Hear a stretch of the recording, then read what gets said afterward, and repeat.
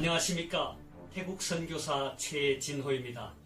먼저 2017년 상당교회 선교주일 개최를 축하드립니다. 이번 선교주일을 통해서 온 성도들이 하나님이 기뻐하시는 교회의 본질로서의 선교를 온전히 감당함으로 하나님께는 크게 영광이요 온 성도들에게 큰 기쁨의 잔치가 되기를 원합니다. 저희 세 번째 선교지인 말라위에서 저희 이제 마지막 후반기 사역을 잘 마칠 수 있도록 여러분께서 기도해 주시고 후원해 주시고 응원해 주시기를 부탁드리겠습니다. 감사합니다. 사랑합니다.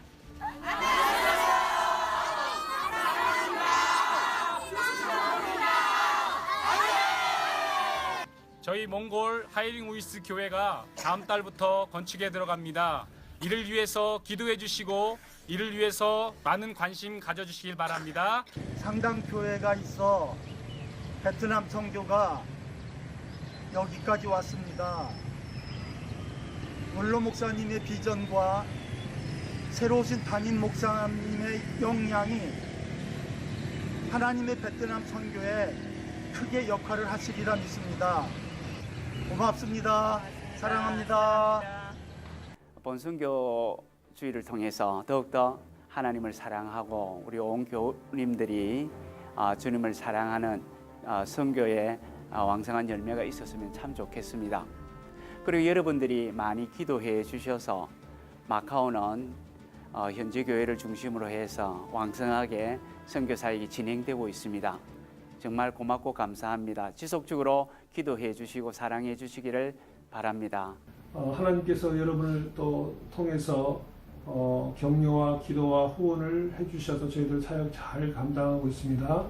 먼저 하나님께 감사와 영광을 올려드리고 또 여러분께도 진심으로 감사드립니다.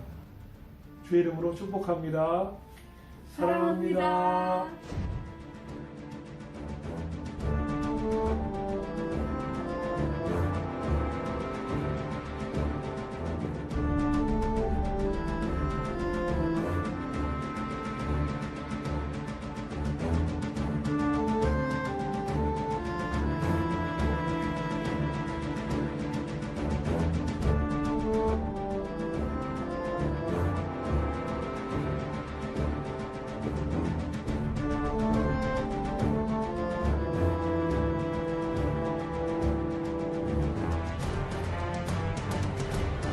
선교는 하나님께서 가장 관심을 갖고 기뻐하시는 일인 줄 믿습니다.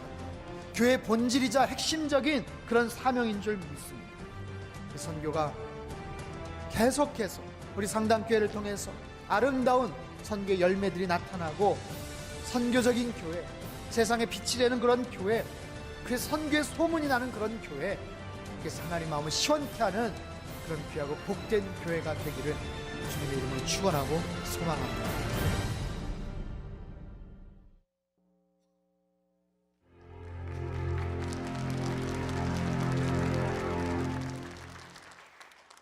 우리 6분의 파송 선교사를 위해서 다시 힘차게 박수하겠습니다.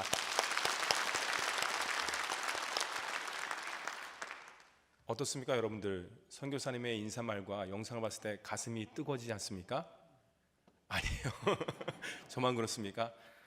저는 사실은 이것을 준비를 하면서 우리 해외 선교팀들도 있지만은 굉장히 가슴이 뜨거웠습니다. 뜨거움과 동시에 부담도 느꼈어요. 왜냐하면 선교주일이라 해서 우리 교회에서 제가 알기로는 제가 여기 온 이래 선교주일이라고 지켜진 적이 한 번도 없기 때문입니다. 그러나 담임 목사님의 뜻을 따라서 또 이제 선교주일을 선포하게 되고 또 우리 해외 선교팀들이 모여서 기도하고 준비하는 가운데 저희들은 우리가 하는 게 아니구나, 하나님께서 모든 것들을 하시는구나 것을 다시 한번 느꼈습니다. 근데 이 모든 것들은 저희들만 누리는 것이 아니라 우리 선교주일을 통해서 우리 상당교회 모든 성도 한 사람 한 사람이 그것들을 다 경험하고 누리시기를 간절히 바랍니다. 오늘 말씀은 예수님께서 전도를 위해서, 크게 봐서는 선교죠, 선교를 위해서 70인을 세우고 파송하는 내용입니다. 여기 70인이라고 따로 언급이 되어 있지만 여기 안에는 저와 여러분 모든 그리스도인이 포함되어 있다고 할 수가 있는 것이죠. 특별히 사복음서 중에서 유일하게 누가복음만이 12제자와 70인 파송 기사를 모두 기록을 했습니다. 사복음서의 12제자의 기록은 다 돼 있는데요. 70인 제자는 오직 누가복음만을 기록을 했습니다. 왜 누가가 12제자 파송만 기록하면 됐을 텐데 왜 70인 제자를 따로 기록했을까? 누가의 독특한 관점과 시각을 볼 수가 있는 것인데요. 1절과 2절 말씀에 우리 자신에 대한 정체성에 대해서 다시 한번 생각해보는 귀한 말씀이라고 할 수가 있습니다. 우리 다 같이 1절 말씀을 한 번 더 읽어보도록 하겠습니다. 시작. 그 후에 주께서 따로 70인을 세우사. 이게 상반절인데요. 거기에 줄을 쳤습니다. 그 후에 70인을 세우사. 여기서 그 후라는 말은요, 주님께서 승천하실 기약이 가까웠다는 것이요, 얼마 남지 않았다는 것이죠. 예수 그리스도께서 십자가를 지실 날이 얼마 남지 않았다. 그렇기 때문에 때를 얻든지 못 얻든지 복음에 힘써야 된다는 복음의 긴박성을 나타내는 귀한 말이라고 할 수가 있습니다. 또한 주님께서는 따로 70명을 세우셨습니다. 예수님은 12제자와 달리 70인의 전도대를 따로 세우셨는데요. 왜 주님께서는 12제자 외에 70명을 따로 세우셨을까 궁금하지요. 그 주님의 과연 의도가 과연 무엇이었을까? 성경에서 70이라는 숫자는 완전수입니다. 완전수 7자와 그렇죠? 거룩수 7자와 완전이라는 수 10을 더해서 된 것이 바로 70이라는 숫자지요. 곱해서. 따라서 유대인에게 있어서 70은 바로 이방인입니다. 세계라고 할 수가 있는 것이죠. 열방이라고 할 수가 있는 것입니다. 곧 온 세상을 상징하는 단어가 바로 숫자가 바로 70이라는 숫자라고 할 수가 있습니다. 그러므로 예수 그리스도께서 이스라엘 향해서 12제자를 파송했다면, 이스라엘 백성들을 위해서, 이스라엘 민족을 위해서 따로 12제자를 파송했다 그러면은 70인의 제자는 과연 무엇일까요? 세계 열방, 이방인, 흩어진 모든 사람들, 하나님께서 주께로 돌아오기를 원하시는 모든 사람들의 그런 마음을 담은 것이 바로 70인이라고 할 수가 있는 것입니다. 바로 이 70인의 전도대가 나감을 통해서 유대인뿐만 아니라 사마리아 땅 끝까지 이르러 복음이 증거되는 그 문이 활짝 열렸다는 것을 상징적으로 암시적으로 표현하는 바로 그 숫자가 바로 70인 전도대라고 할 수가 있는 것이죠.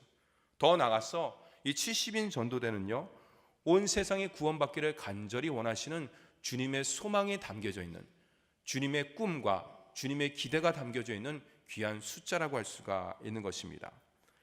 이것을 생각할 때 우리가 떠오르는 말씀 구절이 제가 생각이 났습니다. 사도행전 1장 8절 말씀이죠. 여러분 다 암기하시죠? 한 번 더 읽어보도록 하겠습니다. 시작. 오직 성령이 너에게 임하시면 너희가 권능을 받고 예루살렘과 온 유대와 사마리아와 땅끝까지 이르러 내 증인이다. 아멘. 보내심을 받은 자로서 주님의 지상 명령에 순종하여 날마다 세상의 빛이 되는 우리 상당의 공동체를 간절히 바랍니다. 그럼 12제자와 달리 70인 전도대는 과연 누굴까? 오늘 말씀 우리가 성경을 읽어봤는데요, 그거에 대한 이름이 한 사람도 나와 있지 않아요. 12제자는 우리가 다 알다시피 베드로, 야고보, 요한 하면서 쭉 나오지 않습니까? 저도 언급을 하고 있지 않아요. 왜 그럴까? 근데 여기서 한 가지 분명한 사실이 있어요. 그것은 뭐냐? 이들은 12제자가 아니라는 사실이에요. 목사님, 그 말씀이 무슨 말입니까? 그 의미가 도대체 무슨 말입니까? 이것은 뭐냐? 평신도란 뜻이에요. 그러므로 70인 전도대는 결국에는 요즘 말로 말하면 평신도 선교사. 오늘 3부 4부 때 우리 손창란 선교사님께서 귀한 말씀을 증거하시지 않습니까? 그분은 바로 평신도 선교사일 수가 있는 것이죠. 바로 이 70인 전도대가 주님께서 세우신 사람들이 바로 평신도 선교사들이라고 말을 할 수가 있는 것입니다. 그런데 여기서 더욱더 놀라운 사실이 있습니다. 그것은 주님이 70인 전도대를 무작정 보내지 않으셨다는 것이에요. 오늘 말씀에 보면요, 뭡니까? 1절에 보면 친히 가시려는 각 동네와 각 지역으로 둘씩 앞서 보내시며, 친히 가시려는 것이에요. 누가? 주님께서 계획하시고 주님께서 준비하신 각 마을과 각 동네가 있다는 것이에요.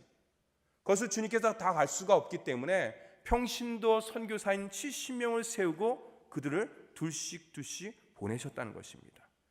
그러니까 70인 전도대는 바로 예수 그리스도를 대신하는 사람들이라고 할 수가 있는 것이죠. 주님을 대신해서 보내심을 받은 자들, 즉 복음의 메신저며 바로 복음의 사신들이라고 말을 할 수가 있습니다. 그렇다면 오늘날의 70인은 과연 누구일까요? 제가 앞에서도 얘기했듯이 우리 모두라고 할 수가 있는데요. 앞에 말씀드렸듯이 말씀 앞에 뜨겁게 반응하는 저와 여러분, 또한 복음으로 거부할 수 없는 하나님 명령 앞에 반응하고 순종하는 우리 모두라고 할 수가 있습니다. 더 나아가서 지체할 수 없는 하나님의 명령을 받은 우리들이라고 할 수가 있는 것이죠. 바로 이 자리에 앉아있는 상당의 모든 공동체 회할 수가 있습니다. 그러므로 복음을 위해서는 그 어떤 차별도 있을 수가 없어요. 나이 많고 적음, 지식 많고 적음, 물질, 권세, 지위, 명예, 위치 모든 것들은 관계가 없습니다. 오직 복음 앞에서는 어떠한 차별도 없고 선교를 위해서는 그 어떤 구별도 존재하지 않는 줄 믿으시기 바랍니다. 그렇기 때문에 복음 앞에서는 누구든지 평범한 거예요. 누구든지 바로 한 사람 한 사람이 하나님 앞에 쓰임받는 귀한 존재라고 말을 할 수가 있습니다. 그런데 조건이 있어요. 누군지 복음 앞에서 나아갈 수가 있는데 한 가지 조건이 있습니다. 그것이 무엇일까? 복음으로 주님을 만나야 돼요. 아까 제가 앞에 얘기했듯이 선교 주일의 마음 가운데 뜨거움이 있어야 돼요. 기대감이 있어야 되는 거예요. 열정이 있어야 되는 것이에요. 영혼권에 대한 마음이 있어야 되는 것이에요. 영상을 봤을 때 내 가슴이 두근두근 거려야 되는 것이에요. 그 사람이 누굽니까? 복음으로 주님을 인격적인 만난 사람들이라고 할 수가 있습니다. 더 나아가서 복음으로 말미암아서 그 주님의 권세와 능력을 맛본 사람들이라고 할 수도 있지요. 그렇습니다. 주님의 그 십자가의 사랑과 능력을 경험한 자는 누구든지 보내심을 받은 자로서 복음의 증인이 될 수가 있는 것이죠. 바로 저와 여러분이 복음의 증인인 줄 믿고서 날마다 주님 앞에 나아가는 우리 모두가 되기를 간절히 바랍니다. 아까서 이 말씀은 뭐냐? 은사만 받은 사람만이 하는 게 아니에요. 선교적인 열정만 있는 사람이 하는 것이 아니라 누구든지 모두가 반드시 해야 된다는 것을 전제로 하고 있는 것이죠. 세상에 비치는 공동체로서 우리의 그러면 선교 현장은 과연 어디일까? 그것은 주님께서 원하시는 곳이라고 할 수 있어요. 담임 목사님께서 말씀했듯이 주님께서 바라보시는 곳을 바라보는 것이 바로 선교라고 할 수 있고 선교 현장이고 선교지의 마음이라고 할 수가 있는 것입니다. 더 나아가서 주님의 사랑과 주님의 섬김과 주님의 모든 것들이 필요한 것이 우리가 가야 되는 귀한 선교지요 선교의 현장인 줄 믿으시기 바랍니다. 그러므로 나 한 사람 한 사람이 그리스도인이 된다는 것은 과연 무엇일까? 내가 하나님의 자녀가 된다는 것은 과연 무엇일까? 오늘 말씀 가운데 적용한다 그러면 주님의 보내심을 받은 자로서의 정체성이 있지 않아요. 내가 주님의 보내심을 받았다. 나의 모든 삶의 계획은 주님의 계획 가운데 있고 나의 모든 은사와 내 삶의 모든 부분들은 결국에는 주님께서 원하시는 그런 부분으로 쓰임 받아야 된다. 직장이건 가정주부건 학생이건 그 어느 곳에선지 하나님께서 나에게 명령하시면 내가 맡겨진 귀한 자리에서 최선을 감당해야 된다. 이게 바로 그리스도인이며 보내심을 받은 자의 귀한 사명이라고 할 수가 있습니다. 예수님께서 70인 전도대를 보내시면서 그들에게 뭐라고 말씀하셨을까? 우리 다 같이 3절 말씀을 한 번 더 읽어보도록 하겠습니다. 시작. 갈지어다 내가 너희를 보냄이 어린 양을 이리 가운데로 보냄과 같도다. 여기서 70인 전도대를 뭐라고 표현하고 있습니까? 어린 양 이렇게 표현을 하고 있어요. 저는 이 말씀을 준비하면서 어린 양이라고 표현하고 세상은 이리와 같다라고 말씀을 하고 있습니다. 왜 주님께서는 70인 전도대를 그렇게 중요한데 아까 얘기했듯이 7이라는 거룩 숫자와 10이라는 완전 숫자 정말로 평신도 선교사로서 주님께서 사자를 만들지 않고 또한 호랑이를 훈련시키지 않고 왜 어린 양으로 보냈을까? 양의 습성을 알면 우리는 그 의미를 분명히 알 수가 있는 것이죠. 가장 연약한 동물 중에 양이라고 할 수가 있는 것입니다. 그래서 양은 절대 의존적인 동물이라고 말을 할 수가 있는 것이죠. 무슨 말입니까? 양에게 있어서 목자는요 절대적인 존재예요. 양에게 목자가 없다 그러면은 먹어야 되는 것, 쉬어야 되는 것, 그 여러 가지 잠자야 되는 것, 그 아무것도 스스로 할 수가 없는 것이죠. 오히려 사나운 맹수의 밥이 될 수가 있는 것입니다. 목자가 없으면은 양은 결국에는 어떻게 됩니까? 아무런 능력을 발휘할 수가 없고 그 존재 가치가 없다라고 할 수가 있는 것이죠. 왜 주님은 우리를 양으로 세상에 보내셨을까? 세상이 아닌 온전히 주님만을 바라보라고, 온전히 주님만을 의지하라고, 능력의 말씀인 하나님 말씀만을 붙잡고 나가라고 우리를 양으로 삼아주신 줄 믿으시기 바랍니다. 때로는 우리가 세상 가운데 있을 때 나도 저런 능력을 갖고 싶은데, 나도 저런 지식을 갖고 싶은데, 나도 저런 힘을 갖다 얻고 싶은데 그런 때가 있습니다. 그러나 왜 주님께서 우리를 양으로 존재로 보내셨을까요? 그런 힘과 그런 능력과 그런 지위를 얻으면 우리 스스로가 호랑이가 될 수 있기 때문에 그런 것이에요. 사자가 될 수 있기 때문에 그런 것이죠. 존재 가치의 목적을 상실할 수 있기 때문에 주님께서는 우리를 어린 양으로서, 연약한 양으로서 보내주신 줄 믿으시기 바랍니다. 그럼에도 불구하고 우리가 그 부분에 대해서 걱정하거나 염려할 필요가 없는 것이죠. 여러분, 다윗과 골리앗 사건을 아시죠? 다윗이 골리앗을 무찌를 때 물맷돌을 돌려서 골리앗을 무찌르지 않았습니까? 만약에 역으로 의해서 다윗 앞에 있는 양들을 한번 생각해 보세요. 그 양들은 어떤 마음을 먹었을까? 사람은 아니지만 만약에 의인을 한다 그러면 어떤 마음을 먹었을까? 우리 다윗은 맹수로부터, 사자로부터, 곰으로부터 우리를 지켜주는 좋은 목자야. 그러니까 우리는 걱정할 필요가 없어. 우리는 염려할 필요가 없어. 그냥 주인이 시키는 대로 하기만 하면 돼. 아마 그 다윗의 양들은 그런 마음을 먹고서 편안하게 푸른 초장에서 쉴만한 물가에서 풀을 뜯지 않았을까요? 그렇습니다. 우리가 양으로 간다는 것은 우리 뒤에 계신 하나님, 내 삶 가운데 역사하는 하나님이 전능한 하나님이고 능력의 하나님이고 무소부재하신 만왕의 왕이신 하나님인 것을 믿으시기 바랍니다. 그런 하나님이 저와 여러분 가운데 함께 한다는 것이죠.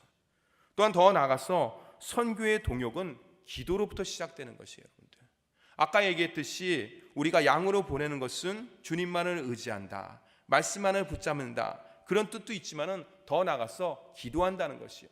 내가 부족하기 때문에, 내가 연약하기 때문에 하나님 말씀 붙잡고 기도하는 거예요. 하나님, 이런 부분에 있어서 제가 어렵습니다. 제가 할 수 있는 능력이 부족합니다. 하나님 도와주셔야죠. 하나님 능력을 행해 주셔야죠. 할 수가 있는 것입니다. 그렇기 때문에 선교 동역의 시작은 물질이 아니에요, 여러분들. 제가 알기로는 선교 동역의 제일 첫걸음은 바로 기도의 동역이라고 할 수가 있습니다. 특별히 3월 20일 주일을 위해서 저희 우리 해외 선교팀은 열심히 기도하고 앞에서 얘기했듯이 준비를 많이 했습니다. 기대하는 마음과 떨리는 심정으로 선교기를 준비를 했는데요. 특별히 저희들이 아침에 올 때 여러분들 혹시 기도 후원 이걸 혹시 받아보셨나요? 예, 300명을 목표로 저희들이 기도를 했는데 아직까지도 부족하다고 합니다. 그래서 저한테 도움을 요청했습니다. 여러분, 선교의 제일 첫걸음은 기도예요. 기도로서 우리 6분의 파송 선교사님 외에 18분의 협력 선교사님을 여러분들의 적극적인 기도로 동참해 주시기 바랍니다. 여러분들의 기도를 통해서 우리 선교사님들은 더 많은 것을 하나님의 나라를 위해서, 또한 복음의 씨앗을 위해서 열심히 뿌리고 열심히 거두면서 하나님의 영광을 드러내는 줄 믿으시기 바랍니다. 그래서 예배 후에 제가 그래서 로비를 걷지 말라 그랬어요. 이거 제가 광고해 드릴 테니까 여러분 로비를 걷지 마세요. 기도 후원 이걸 책상을 걷지 마세요. 라고 했으니까 여러분 혹시 마음 가운데 하나님께서 허락하시는 그런 마음을 주셨다 그러면 나가시면서 기도 후원서로 작정해 주시기를 바랍니다. 더 나가서 따라하십시오. 전도는 권면이 아닙니다. 선교는 주님의 명령입니다. 이 말이 무슨 말일까요? 3절에서 주님도 70인 전대들을 보내시면서 갈지어다 이렇게 얘기했습니다. 이것은 뭐예요? 네가 갈래? 말래? 이게 아니에요. 그냥 가라는 것이에요. 주님, 제가 양인데요, 제가 부족한데요, 제가 모자란데요, 어떻게 갈 수 있을까요? 가라는 거예요. 염려하지 말라는 거예요. 내가 책임져 주겠다는 것이에요. 너는 양으로서의 그 역할과 사명을 감당하면 된다는 거예요. 하나님만 의지하고 말씀만 붙잡고 나아갈 때 능력은 누가 역사하냐? 하나님께서 역사해 주신다는 것이죠. 이 말이 무슨 말입니까? 우리가 가는 이 세상은요, 약육강식의 세상이라는 것이에요. 험난한 세상이라는 것이에요. 적자생존의 세상이라고 말을 할 수가 있습니다. 우리 주님께서 이 세상을 만드셨는데 그것을 모르실까요? 아니에요. 너무나 잘 알고 계십니다. 그럼에도 불구하고 갈지어다라고 이야기한 것은 내가 책임져 준다는 것입니다. 우리는 그런 믿음이 필요한 것이에요. 선교 주의를 통해서 6분의 선교사님과 여러 가지 선교의 후원에 대한 그런 여러 가지를 갖다 우리가 보고 또한 깨닫고 느끼지 않습니까? 그걸 통해서 그분들은 간 거예요. 하나님 말씀만을 붙잡고 하나님을 의지하면서 나아갔더니 이런 열매가 맺혔습니다. 또는 저런 성과가 있습니다 라고 우리에게 선교 보고를 하지 않습니까? 그렇습니다. 주님께서 명령하시면은 보내심을 받은 자 우리는 그냥 순종하면 되는 것입니다. 가면 되는 것입니다. 그 이후의 책임은 누가 진다? 주님께서 져주신 줄 믿으시기 바랍니다. 이것이 바로 복음의 놀라운 선교의 역사라고 말을 할 수가 있는 것입니다. 주님께서는 4절에서 9절에서 70인 전도대의 행동 지침을 말씀을 하고 있는데요. 주님께서 70인 전도대에게 복음에 대한 지침서를 내리고 있습니다. 우리가 4절부터 9절까지는 읽지는 않겠지만은 7절 말씀을 다시 한번 읽어보도록 하겠습니다. 7절 말씀입니다. 시작. 그 집에 유하며 주는 것을 먹고 마시라. 일꾼이 그 삭을 받는 것이 마땅하니라. 이 집에서 저 집으로 옮기지 말라. 제가 빨간색 줄을 쳤는데요. 여기 바로 이것은 복음을 전한 자, 복음 대상자와 함께 삶을 나누라는 것이에요. 이것이 바로 복음에 대한 정의요, 선교에 대한 정의라고 말을 할 수가 있습니다. 선교란 무엇인가요? PPT를 한번 띄워주고 우리가 함께 읽겠습니다. 시작. 하나님을 알지 못하는 자들에게 복음을 전해서 하나님을 알게 하고 하나님의 자녀가 되게 하는 가장 귀한 일이요 가장 기뻐하시는 일입니다. 아멘이십니까? 누가 가장 기뻐하고 누가 가장 소중하게 여기실까요? 주님이십니다. 왜 그렇습니까? 온 세상의 모든 영혼들이 다 주께로 돌아오는 것을 우리 주님께서는 가장 원하시기 때문입니다. 그 마음이 바로 선교고 그거에 대한 행동과 그거에 대한 모습들을 반응들은 바로 우리가 바로 해야 될 선교의 다양한 모습들이라고 할 수가 있습니다.